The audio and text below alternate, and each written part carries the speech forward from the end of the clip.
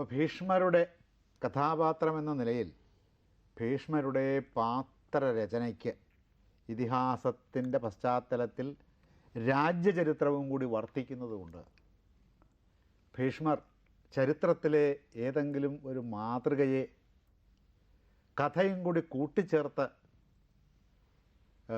ജനങ്ങൾക്ക് അത്തരം വ്യക്തിത്വത്തിൻ്റെ പരിചയത്തിന് പാകപ്പെടട്ടെ എന്ന ഒരു വിചാരം വ്യാസനുണ്ടായിരുന്നിരിക്കാൻ ന്യായമുണ്ട്. ഇപ്പോൾ ധർമ്മിഷ്ഠൻ എന്ന് പൊതുവേ പറയപ്പെടുന്ന, പൊതുവെ ജനങ്ങൾ കരുതുന്ന ആളുകളുണ്ട്. ജനങ്ങളങ്ങനെ കരുതുന്നുവെങ്കിലും അവർ യഥാർത്ഥമായി ധർമ്മം അനുഷ്ഠിക്കാൻ സഹജമായ താല്പര്യമുള്ളവരായിരിക്കണമെന്നില്ല. അപ്പോൾ അത്തരം ആളുകളെ ഉദാഹരിക്കാൻ ഭീഷ്മർ ഒരു മാതൃകയായിരിക്കട്ടെ എന്ന് വ്യാസൻ ഉദ്ദേശിച്ചിട്ടുണ്ട് എന്നതിന് അനേകം തെളിവുകൾ വിവിധ സന്ദർഭങ്ങളുടെ നാടകീയമായ നിഗൂഢതകളെ തുറന്ന്, അതിൻ്റെ താക്കോല് നമ്മുടെ കയ്യിലുണ്ടെങ്കിൽ നാടകീയമായ നിഗൂഢതകളുടെ ഗ്രന്ഥികൾ തുറന്ന് നമുക്ക് ആ ആശയം രചനാ ലക്ഷ്യം പിടിച്ചെടുക്കാവുന്നതാണ്. അതിനുള്ള കരുക്കൾ അല്ലെങ്കിൽ അത്തരം ആശയങ്ങൾ അദ്ദേഹം പല നാടകീയ സന്ദർഭങ്ങളിലും കുഴിച്ചിട്ടിട്ടുണ്ട്. കുഴിമാന്തി നാം എടുക്കണമെന്ന് മാത്രമേ ഉള്ളൂ. ഇദ്ദേഹത്തിൻ്റെ ഏറ്റവും പ്രധാനമായ ജീവിതത്തിൻ്റെ ലക്ഷ്യം തന്നെ യശസ്സാണ്, യശക്കാമമാണ് അദ്ദേഹത്തിനുണ്ടായിരുന്നത്. ഈ യശക്കാമം മറ്റു കാമങ്ങളുടേതിനെ അപേക്ഷിച്ച് താരതമ്യേന നിരുപദ്രവകരമാണെങ്കിലും പക്ഷെ അത് സ്വഭാവത്തിൻ്റെ ഒരു വൈകല്യമായത് മാറാം. ഇപ്പോൾ കൈകാലുകൾ, മുഖം, വീടിൻ്റെ പരിസരം ഇതൊക്കെ വൃത്തിയാക്കി വയ്ക്കേണ്ടത് അത്യാവശ്യമാണ്. പക്ഷേ ചില അമ്മുമ്മമാർക്ക് അതങ്ങോട്ട് കലശലായി അത് ഒരു ഒബ്സഷനായിട്ടൊരു ബാധയായിട്ട് വരും. എപ്പോഴും ചൂലുമായിട്ട് നടന്ന് ഇത് അടിച്ചുകൊണ്ടിരിക്കുക, എപ്പോഴും കഴുകിയ പാത്രം തന്നെ വൃത്തിയായില്ലല്ലോ എന്ന് പറഞ്ഞിട്ട് വീണ്ടും കഴുകുക. ഇതുപോലെ ഈ യശക്കാമന ഇദ്ദേഹത്തിൻ്റെ സ്വഭാവത്തെ അദ്ദേഹം അറിയാതെ തന്നെ പ്രതികൂലമായി ബാധിച്ചിരിക്കാൻ സാധ്യതയുണ്ട്. ഈ 32ാമത്തെ വയസ്സിലാണ് ഭീഷ്മർ ഈ 2 മഹാത്യാഗങ്ങൾ ചെയ്യുന്നത്. ദേവകൾ പോലും, അഷ്ടദിക്പാലന്മാർ പോലും ഭയപ്പെട്ടു പോയതാണ് ഈ അദ്ദേഹത്തിൻ്റെ ഈ ശപഥം കേട്ടിട്ട്. അതുകൊണ്ടാണ് ഭീഷ്മമായ ശപഥം എന്ന അർത്ഥത്തിലാണല്ലോ അദ്ദേഹത്തിന് ഭീഷ്മൻ എന്നുള്ള പേര് വരികയും ആ പേരിൽ തന്നെ ഉറയ്ക്കുകയും ചെയ്തു. ദേവവ്രതൻ എന്ന് പറഞ്ഞാൽ ആർക്കും അറിഞ്ഞുകൂടെ ഇതാരാണെന്ന്. ഗാംഗേയൻ എന്ന് പറഞ്ഞാൽ അറിയുന്നവർ തന്നെ അഭ്യസ്തവിദ്യരായ ആളുകളെ അറിയുള്ളൂ. ഭീഷ്മർ എന്ന് പറഞ്ഞാലല്ലാതെ അദ്ദേഹത്തെ അറിയുന്നേയില്ല. അപ്പോൾ ഭീഷ്മർ എന്നുള്ള പ്രസിദ്ധി അദ്ദേഹത്തിനുണ്ടായത് ഈ ത്യാഗത്തിൻ്റെ ഗാംഭീര്യം കൊണ്ടാണ്, ത്യാഗത്തിൻ്റെ അനന്യ ദുഷ്കരത്വം കൊണ്ടാണ്. മറ്റുള്ളവർക്കാർക്കും ചെയ്യാൻ സാധിക്കാത്തതാണ്. ഒരു ത്യാഗം ചെയ്യാൻ പോയ ആൾ 2 ത്യാഗം ചെയ്തിട്ടാണ് വന്നത്. അതിൽ 2ാമത്തേതാണ് ഏറ്റവും ഭീകരമായ ദുഷ്കരമായ ത്യാഗം. സ്വന്തം ജീവിതത്തെ ത്യജിക്കുകയാണ് ഒരർത്ഥത്തിൽ. അങ്ങനെ സ്വന്തം ജീവിതത്തെ ത്യജിക്കുന്ന ഒരു വ്യക്തിയുടെ ജീവിതം സഫലമാകണമെങ്കിൽ, ഭൗതിക ജീവിതത്തെ പരിപൂർണമായി ത്യജിക്കുന്ന ഒരു വ്യക്തിയുടെ ജീവിതം സഫലമാകണമെങ്കിൽ ഭാരതീയ തത്വചിന്താ സംഹിത അനുസരിച്ച് അയാൾ സന്യസിച്ചിരിക്കണം. അയാൾ പിന്നെ കൊട്ടാരത്തിൽ താമസിക്കാൻ പാടില്ല. അപ്പോൾ 2 ദോഷങ്ങളുണ്ട്. ഒന്ന്, താൻ ചെയ്യുന്ന ത്യാഗത്തിൻ്റെ അർത്ഥം അറിയാത്ത ത്യാഗം ചെയ്യുക. ഈ എന്തെങ്കിലും ത്യജിക്കുന്നതിനെ വലിയ കർമ്മമായിട്ട്, മഹാകർമ്മമായിട്ട് നമ്മുടെ ഭാരതത്തിലെ ഋഷിമാർ കാണുന്നില്ല. വസ്തുക്കളോടുള്ള, പ്രാപഞ്ചിക വസ്തുക്കളോട് അനാസക്തി ഇല്ലാതിരിക്കുന്നതാണ്, അതുകൊണ്ട് ത്യജിക്കുന്നതല്ല. ത്യജിക്കുമ്പോൾ ശ്രദ്ധിച്ച് വേണം ത്യജിക്കാൻ. അല്ലെങ്കിൽ ആ ത്യാഗം ഒന്നുകിൽ ആസുരമായ അല്ലെങ്കിൽ താമസമായ ത്യാഗമായി പോകും, അല്ലെങ്കിൽ രാജസമായ ത്യാഗമായി പോകും. സാത്വികമായ ത്യാഗമാവണമെങ്കിൽ ശ്രദ്ധിച്ച് ചെയ്യുന്ന ത്യാഗമായിരിക്കണം. ഭീഷ്മർ ഈ ത്യാഗം ശ്രദ്ധിച്ച് ചെയ്യുന്നതല്ല. കാരണം അച്ഛൻ്റെ താൽക്കാലികമായ വ്യാകുലത എന്താണെന്ന് അന്വേഷിക്കുകയും ആ വ്യാകുലതയുടെ കാരണം പറഞ്ഞു കൊടുത്തതൊരു നുണയായിരുന്നു. അദ്ദേഹത്തിനങ്ങനെ ഈ ഭീഷ്മർ മരിച്ചുപോയെന്നാൽ പിന്നീട് രാജ്യം ഭരിക്കാൻ ആളില്ലല്ലോ എന്നൊരു വ്യാകുലതയാണ് അദ്ദേഹത്തിനുണ്ടായിരുന്നതെന്നാണ് മന്ത്രി പറഞ്ഞു കൊടുത്തത്. അങ്ങനെ ഒരു വ്യാകുലതയല്ല ഉണ്ടായത്. അസാധാരണയായ ഒരു സ്ത്രീയെ, അസാധാരണമായ ഒരു ക്രോശം ദൂരത്തിലാണ് സത്യവതിയുടെ ശരീരത്തിൽ നിന്ന് സുഗന്ധം വ്യാപിച്ചിരുന്നു. ഈ സുഗന്ധത്തെ അനുമാനം ചെയ്ത് സുഗന്ധാനുമേയമായി ഇദ്ദേഹം എത്തിച്ചേർന്നതാണ് സത്യവതി എന്ന് പറയുന്ന അനുമതിയുടെ അടുത്ത്. അങ്ങനെ എത്തിച്ചേർന്നപ്പോൾ അവരെ വിവാഹം കഴിക്കണം എന്നുള്ള ആഗ്രഹം മാത്രമേ അദ്ദേഹത്തിന് ഉണ്ടായിരുന്നുള്ളൂ. അപ്പോൾ കാമത്തിൻ്റെ ഉപദേശമാണത്. ദാമ്പത്യ ജീവിതം നയിക്കാനുള്ള ധർമ്മോപദേശമല്ലത്. ദാമ്പത്യ ജീവിതമൊക്കെ ഇദ്ദേഹത്തിന് കഴിഞ്ഞിരിക്കുന്നു. 8 മക്കളും അദ്ദേഹത്തിന് ജനിച്ചിരിക്കുന്നു. ശാപത്തിൻ്റെ പരിഹാരത്തിന് വേണ്ടി 7 മക്കളെയും അഷ്ടവസുക്കളാണല്ലോ, സപ്ത വസുക്കളെ കൊണ്ടുപോയി ഗംഗാദേവി മുക്കി കൊന്നു എന്ന് മാത്രമേ ഉള്ളൂ. അവർക്ക് മോചനം കൊടുത്ത് അവർ സ്വർഗത്തിലേക്ക് പോയി. ഇദ്ദേഹമാണ് കൂടുതൽ പാപം ചെയ്തയാൾ. ആ ഒരു വശം നമുക്ക് കാണണം. ഈ അഷ്ടവസുക്കളിൽ കൂടുതൽ പാപം ചെയ്തയാൾ, അതായത് വസിഷ്ഠൻ്റെ പശുവിനെ ഭാര്യയുടെ വാക്ക് കേട്ട് അപഹരിച്ചുകൊണ്ട് പോകുന്ന ആളാണ്. അതാണ് പ്രശ്നം. അപ്പോൾ വസിഷ്ഠൻ്റെ കാമധേനുവിനെ ഭാര്യ പറഞ്ഞു എന്നതിൻ്റെ പേരിൽ അപഹരിച്ചുകൊണ്ട് പോരാൻ പാടുണ്ടോ? പാടില്ല. അതിൻ്റെ പേരിലാണ് ശാപം കിട്ടിയത്. അപ്പോൾ ആ ഒരു പാരമ്പര്യം ഇദ്ദേഹത്തിനുണ്ട്. ആ ഒരു ജന്മപരമായ ദൂഷ്യം ഒരു അദ്ദേഹത്തിൻ്റെ DNA ടെസ്റ്റ് നടത്തിയാൽ ഇത് കാണാം. എക്കിൻ്റെ സീലെന്ന് പറയുന്ന പോലെയുള്ള ജന്മനായുള്ള ഒരു ദൗർബല്യം അവിടെ കിടപ്പുണ്ട്.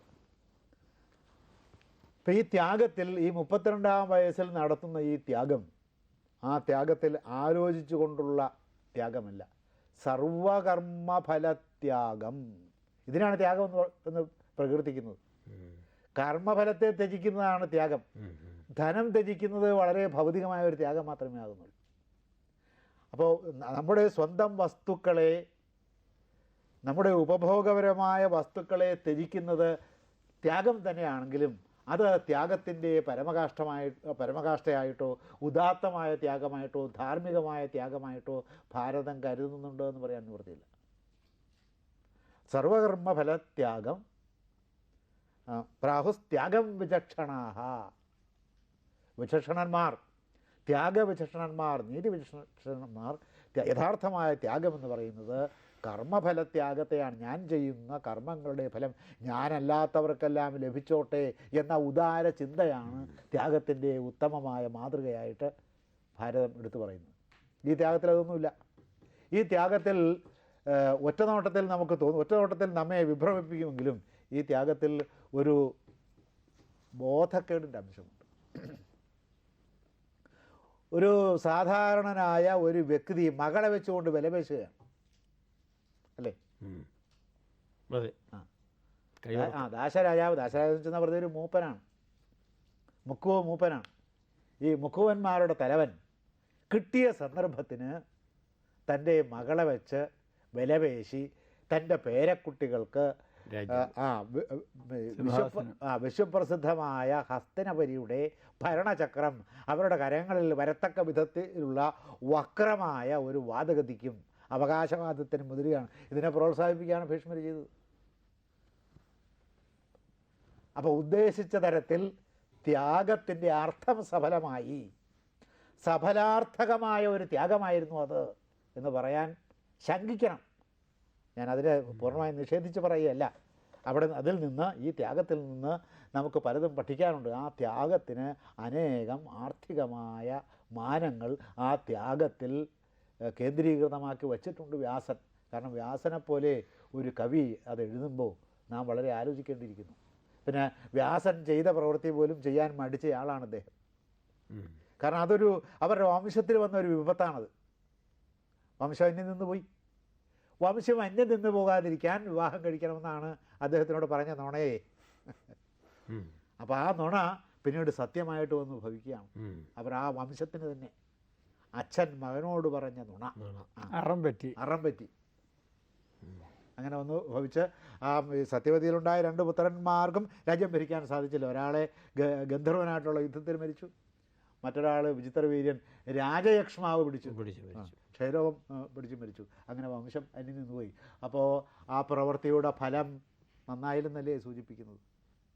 അതിനകത്ത് അതിൻ്റെ ആ കർമ്മത്തിൻ്റെ വിദൂരതയിൽ, ആ കർമ്മത്തിൻ്റെ ഹൃദയത്തിൻ്റെ അന്തരാളത്തിൽ എവിടെയോ ഒരു ദുഷ്കർമ്മത്തിൻ്റെ നാടിമിടിപ്പുണ്ട് എന്നല്ലേ നാം അനുമാനിക്കേണ്ടത് അതിനകത്തുനിന്ന്. അല്ലെങ്കിൽ സത്കർമ്മത്തിൻ്റെ ഫലം അങ്ങനെ വരേണ്ട ആവശ്യമില്ലല്ലോ. അല്ലെങ്കിൽ സഞ്ചിത കർമ്മത്തിൻ്റെ ദോഷം വേണം. ഇദ്ദേഹത്തിൻ്റെ സഞ്ചിത കർമ്മത്തിൻ്റെ ദോഷമുണ്ട്. വസിഷ്ഠൻ ആശ്രമത്തിൽ ഇല്ലാതിരുന്ന സമയത്ത് ഇനിയിപ്പോൾ അദ്ദേഹത്തിനോട് ചോദിച്ചിട്ടാണെങ്കിലും തിരക്കേടില്ല. ആശ്രമത്തിൽ ചെന്നപ്പോൾ ഗംഭീരമായ സദ്യ കൊടുത്തു. അപ്പോൾ ഇതെങ്ങനെ സാധിച്ചു എന്ന് ചോദിക്കുകയാണ്. അപ്പോഴാണ് വിളിച്ചുകൊണ്ട് പോയി പശുവിനെ കാണിച്ചു കൊടുത്തു. ഈ പശുവിനോട് പറഞ്ഞാൽ മതി, ഇന്നത് വേണമെന്ന് പറഞ്ഞാൽ അതെല്ലാം കിട്ടും. അപ്പോഴാണ് ഭാര്യ പറഞ്ഞത്, ഇത്തരം ഒരു ഇത് ഋഷിക്ക് എന്തിനാ ഇങ്ങനെ ഒരു പശു? ഇവിടെ അങ്ങനെ കൂടുതൽ ആളുകൾ വല്ലപ്പോഴൊക്കെ അല്ലേ വരുള്ളൂ, കാട്ടിലല്ലേ ഇത്, ആശ്രമമല്ലേ, ഇത് നമുക്ക് കൊണ്ടുപോയാലോ പറഞ്ഞു. അത് മഹർഷി ഇല്ലാത്ത സമയമാണല്ലോ, മഹർഷി ഉള്ള സമയത്ത് നമുക്ക് ചോദിച്ചിട്ട് ഇതിന് പകരം കുറേ പശുക്കളെ കൊടുത്തിട്ട് നമുക്ക് അത് കൊണ്ടുപോകാം. അതല്ലേ, അല്ല എനിക്ക് ഇപ്പം തന്നെ കൊണ്ടുപോകണം ഇതിനെ, ഇനിയിപ്പോൾ പറ്റിയില്ലെങ്കിലോ സന്ദർഭം കിട്ടിയില്ലെങ്കിലോ എന്ന് പറഞ്ഞിട്ടാണ് അദ്ദേഹത്തിൻ്റെ അനുവാദമില്ലാതെ കൊണ്ടുപോകുമ്പോൾ. ഉടമസ്ഥൻ്റെ അനുവാദമില്ലാതെ കൊണ്ടുപോയാൽ എന്താ അർത്ഥം? കട്ടുന്ന. അത് പിന്നെ ഇവർ കേമന്മാരായതുകൊണ്ട്, വസുക്കളിൽപ്പെട്ട ആളായതുകൊണ്ട് കളവ് പോലെ വരുന്നില്ല, എല്ലാവരും കാണുകയാണ് കൊണ്ടുപോകുന്നത്. എതിർത്ത് നിൽക്കാൻ നിവൃത്തിയില്ല ആശ്രമത്തിൽ അപ്പോഴുള്ള ശിഷ്യന്മാർക്കും മറ്റു മുനികുമാരന്മാർക്കും ഒക്കെ. അങ്ങനെയാണ് വസുവിൻ്റെ ശാപം മേടിച്ച് ഇദ്ദേഹം കഴുത്തിൽ അണിഞ്ഞത്. അപ്പോൾ ദുഷ്പ്രവണതകൾക്ക് സാധ്യതയുള്ള ഒരു പൂർവ്വജന്മത്തിൽ നിന്ന് വർത്തമാനകാല ജന്മത്തിലേക്ക് ആ ദുഷ്പ്രവണതകളുടെ, ദുഷ്കർമ്മ വാസനയുടെ അറുതി വരുത്തുന്നതിന് വേണ്ടി ജനിച്ചിരിക്കുന്ന ആളിൻ്റെ പ്രവൃത്തികളിൽ ആ ദുഷ്കർമ്മത്തിൻ്റെ ഒരു വാങ്ങലുണ്ടാകാം. അച്ഛന് വേണ്ടി ശപഥം ചെയ്തതും ഒരു നല്ല കാര്യത്തിന് വേണ്ടിയുള്ള ഒരു ശപഥമല്ല അത്. ഒന്നാമത് ബ്രഹ്മചര്യം എന്ന് പറയുന്ന വലിയൊരു വെർച്യുവായിട്ട് നമ്മളുടെ അതിനുവേണ്ടി ശപഥം ചെയ്യുക എന്ന് പറയുന്നത് വലിയ കാര്യമായിട്ട് വെച്ചിട്ടില്ല. അങ്ങനെ വലിയ മൂല്യം ആയിട്ടും കരുതിയിട്ടില്ല. പിന്നെ അച്ഛൻ്റെ തന്നെ ഒരു ദൗർബല്യം, ഒരു ഇന്ദ്രിയഗ്രാമത്തിലുള്ള അയാളുടെ വ്യവഹാരത്തിന് സഹായിക്കുന്ന തരത്തിലുള്ള ഒരു നടപടി, അതിന് തുണ നിൽക്കുക എന്നുള്ള അച്ഛനോടുള്ള സ്നേഹം കൊണ്ടായിരിക്കും. അപ്പോൾ അങ്ങനെ ഒരു മമതാബന്ധത്തിൻ്റെ നിർബന്ധത്തിന് വഴങ്ങി ചെയ്ത ഒരു ശപഥമാണ്. അതിന് വലിയ സാൻമാർഗിക മൂല്യം അതിന് കൽപ്പിക്കണം എന്ന് തോന്നുന്നില്ല. മമതാബന്ധത്തിൻ്റെ ശക്തി കൊണ്ട് ഇങ്ങനൊരു ശപഥം ചെയ്യാൻ നിർബന്ധിതനായി എന്നുള്ളതിൽ കവിഞ്ഞ് മറ്റ് മൂല്യങ്ങളോ ധർമ്മചിന്തയോ ഒന്നും തന്നെ ആ ശപഥത്തിൻ്റെ പുറത്ത് ഉള്ള. പിന്നെ എന്തുകൊണ്ടാണ് ഈ ഭീഷ്മശപഥം, ഭീഷ്മരെ നമ്മുടെ രാഷ്ട്രീയ നേതാക്കന്മാരെയൊക്കെ ഭീഷ്മാചാര്യർ എന്നൊക്കെ വിളിക്കുന്നത് ബഹുമാനമായിട്ട് പലരും കരുതുന്നു. പലരും അത് ബഹുമാനമായിട്ട് കരുതുന്നു. ഈ രാഷ്ട്രീയ നേതാക്കന്മാർക്ക് എല്ലാവർക്കും ഭീഷ്മരുടെ ഈ സ്വഭാവമുണ്ട്, അറിയാതെയാണെങ്കിലും. ഇത് ഭീഷ്മരോട് താരതമ്യപ്പെടുത്തുമ്പോൾ അദ്ദേഹത്തെ ത്യാഗമൂർത്തിയാണെന്ന് ഈ അനാഗത വിവേകികൾ മനസ്സിലാക്കുന്നു. കാരണം ഭൗതികമായ വലിയ ത്യാഗമാണത്. എന്താണ്, ഒരു പഞ്ചായത്ത് മെമ്പറുടെ കസേര പോലും വിട്ടുകൊടുക്കില്ല മനുഷ്യൻ. ഒരു പഞ്ചായത്ത് തന്നെ 3 തരത്തിലാണല്ലോ. ഈ 3 തരത്തിലുള്ള പഞ്ചായത്തിലെ ഏറ്റവും ചെറിയ പഞ്ചായത്തായ ഗ്രാമപഞ്ചായത്തിലെ ഒരു മെമ്പറുടെ സ്ഥാനം പോലും വിട്ടുകൊടുക്കില്ലാത്ത ജനങ്ങൾ തിങ്ങിപ്പാർക്കുന്ന ഈ ഭൂമിയുടെ പുറത്ത് എല്ലാവരും ഞെട്ടിപ്പോകത്തക്ക വിധത്തിൽ ഒരു സാമ്രാജ്യത്തിൽ ആധിപത്യം സ്ഥാപിക്കാൻ കഴിയുമായിരുന്ന ഒരു സിംഹാസനം ഒരുത്തൻ വേണ്ടെന്ന് വയ്ക്കുമ്പോൾ സാധാരണ ജനങ്ങൾ പേടിച്ച് വിറച്ചു പോകും. ആ പേടിച്ച് വിറച്ചതിൻ്റെയാണ് പേടിപ്പിക്കുന്ന ശബ്ദമാണ് ചെയ്തത്. യാതൊരു സങ്കോചവുമില്ലാതെ ആ യൗവനത്തിൻ്റെ ഊർജത്തിൽ, യൗവനത്തിൻ്റെ ഒരു അന്ധതയുണ്ട് ഇതിനകത്തെ ആ ത്യാഗത്തിൽ. അല്ലെങ്കിൽ രണ്ടാമത്തതിൽ അദ്ദേഹം സംശയിക്കണമായിരുന്നു. കാരണം ഒരുത്തൻ്റെ അനീതിപരമായ ആവശ്യങ്ങൾ സാധിച്ചു കൊടുക്കുകയാണ്. പിന്നെ ഇത് കൊടുത്തോളം എന്ന് പറയുന്നത് ഇദ്ദേഹത്തിന് അധികാരമൊന്നുമില്ല. ഭീഷ്മർക്ക് എന്താ അധികാരം? രാജ്യം ജനങ്ങളുടേതാണ്. അല്ല, അധികാരമില്ലാത്ത പലതും അദ്ദേഹം ചെയ്തു. ഈ അംബിക അംബാലി 3 പേരെയും പിടിച്ച് രഥത്തെ കയറ്റി കൊണ്ടുപോകാൻ അങ്ങനെ അധികാരമൊന്നുമില്ല. അത് കടുങ്കൈ ഒരു ധിക്കാരം ചെയ്തതാണ്. അപ്പോൾ അങ്ങനെ അനീതിയും അധർമ്മവും അദ്ദേഹത്തിൻ്റെ സ്വഭാവഘടനയിൽ തന്നെ അന്തർഭവിച്ചിട്ടുണ്ട്. രാജാവിന് ഇതിനൊക്കെ വലിയൊരു മഹത്വമാണ് എങ്ങനെയോ ആളുകൾ കൽപ്പിച്ചു. ഇതാണ് അതിൻ്റെ കാരണം. ഇത് സാധാരണമായ കർമ്മം, സാധാരണമായ ഒരു കർമ്മം ചെയ്തു. ആ കർമ്മത്തിൻ്റെ വ്യാപ്തിയെക്കുറിച്ച് ആലോചിക്കാതെയാണ് ചെയ്തതെന്ന് മാത്രമേ ഉള്ളൂ. എന്നാലും സാധാരണക്കാരന് അത് മതി. മതി, യശസ്സിന് അത് മതി. അതിൻ്റെയാണ് ആ യശസ്. അപ്രസിദ്ധം യശസേഹി പുംസാം അനന്യസാധാരണമേവ കർമ്മ. അത്തരം കർമ്മമാണ് ചെയ്യുന്നത്. അനന്യസാധാരണമായ ഒരു ശബ്ദം. അതായത് കർമ്മത്തിൽ ചിലത് പാപിഷ്ടമായിട്ടുള്ളതും ഉണ്ട്. യശസ്സുണ്ടായി. അതിപ്പോൾ പിന്നെ ഒരാളെ കൊന്നാൽ അതിന് ശിക്ഷ കിട്ടില്ലേ? നിയമശാസ്ത്രം അനുസരിച്ചുള്ള അല്ലെങ്കിൽ ശിക്ഷാ നിയമം അനുശാസിക്കുന്ന ശിക്ഷ കിട്ടും. ഭരണാധികാരികൾ എത്രയോ ആളുകളെ കൊന്നിരിക്കുന്നു ഒരാവശ്യമില്ലാതെ. സാംസ്കാരിക വിപ്ലവത്തിൻ്റെ പേരിൽ മാവോ സേ ദോങ് എത്ര ആളുകളെയാണ് കൊന്നത്. അപ്പോൾ തിന്മ ആ തിന്മയുടെ വിശ്വരൂപം കാണിക്കുന്നിടത്ത് അത് ക്ഷമിക്കപ്പെടും. ഇത് ചരിത്രത്തിൻ്റെ ഒരു വൈകല്യമാണ്. കൊലപാതകം എന്ന് പറയുന്നതും വലിയ രാഷ്ട്രത്തിൽ പൊതുവെ നടത്തുന്ന കൊലപാതകത്തിന് വിപ്ലവം എന്ന് പറഞ്ഞിട്ട് അതിനെ നമ്മൾ മാന്യവൽക്കരിക്കുന്നു. ചെറിയ തരത്തിലുള്ളതിന് കൊലപാതകം എന്നും പറഞ്ഞ് ഹൈക്കോടതിയിലും ജില്ലാ കോടതിയിലും ഒക്കെ ആയിട്ട് അത് ബെർണാഡ് ഷാ അസലായിട്ട് പറഞ്ഞു, when the citizen kills a president, it's an assassination. When the president kills a citizen, it is execution. And when the people do that, it's revolution. Revolution. അപ്പോൾ ഇത് ഈ അസാധാരണ കർമ്മം എന്നുള്ളതാണ് അദ്ദേഹത്തിൻ്റെ യശസ്സിനും ആ കർമ്മത്തിൻ്റെ അസാധാരണത്വത്തിൻ്റെ വ്യാപ്തി പ്രസരത്തിൽ സാധാരണന്മാർ ഞെട്ടിപ്പോകാനുള്ള കാരണം അതാണ്. ഈ സാധാരണന്മാരുടെ ഞെട്ടലിനെയാണ് ദേവന്മാരിലേക്ക് ആരോപിച്ച് വ്യാസൻ വർണ്ണിക്കുന്നത്. പലപ്പോഴും അങ്ങനെ ഒരു ടെക്നിക്കുണ്ട് അദ്ദേഹത്തിന്. ഇപ്പോൾ ഈ പുഷ്പവൃഷ്ടി, നാട്ടിലെ പാവങ്ങൾ എന്നാണ് നാട്ടിലെ സാധാരണക്കാർ, അല്ലെങ്കിൽ നല്ല ആളുകൾ, സാത്വികന്മാർ, ശിഷ്ടന്മാർ. അപ്പോൾ ഈ അച്ഛൻ്റെ ആഗ്രഹം സാധിച്ചു കൊടുക്കുക, അച്ഛൻ്റെ ആഗ്രഹം സാധിച്ചു കൊടുക്കുക, ഇതൊരു പുത്രധർമാനുഷ്ഠാനമാണെന്ന് നമുക്ക് പറയാൻ നിവൃത്തിയില്ല. അച്ഛൻ്റെ ആഗ്രഹം സാധിച്ചു കൊടുക്കുന്നതല്ല പുത്രധർമാനുഷ്ഠാനം. അച്ഛൻ്റെ ഹിതം എന്താണെന്ന് നോക്കിയിട്ട് ആ ഹിതം സാധിക്കുന്നതിനുള്ള സാമഗ്രികൾ ഒരുക്കി കൊടുക്കുമ്പോഴാണ് പുത്രധർമാനുഷ്ഠാനമാകുന്നത്. അപ്പോൾ ഇതിനെ നമ്മൾ വളരെ കർശനമായ തലത്തിൽ നാം ഇതിനെ സമീപിച്ചാൽ ഇതൊരു പുത്രധർമാനുഷ്ഠാനം പോലുമല്ല, അച്ഛൻ്റെ സദ്ഗതിയെ മുടക്കാൻ പോകുന്നതാണിത്.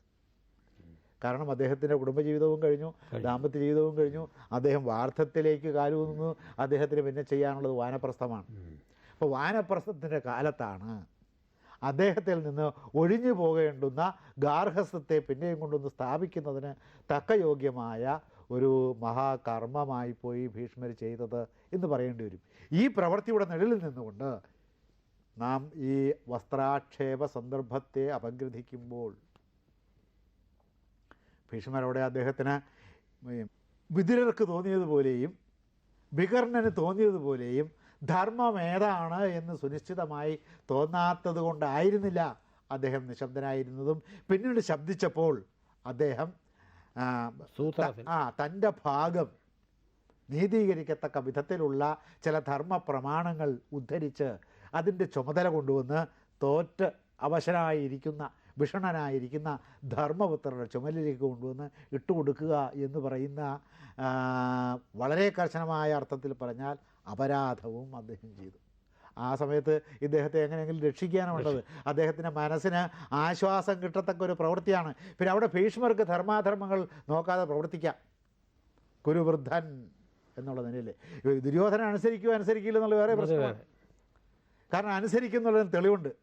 ഇതൊക്കെ കഴിഞ്ഞപ്പോൾ ഇതെല്ലാം വരങ്ങളിലൂടെ വിട്ടുകൊടുത്തു ധൃതരാഷ്ട്രർ.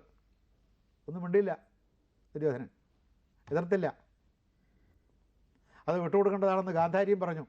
ഇതൊന്നും ചെയ്യരുതാത്തതായിരുന്നു എന്ന് ഗാന്ധാരി പറഞ്ഞു.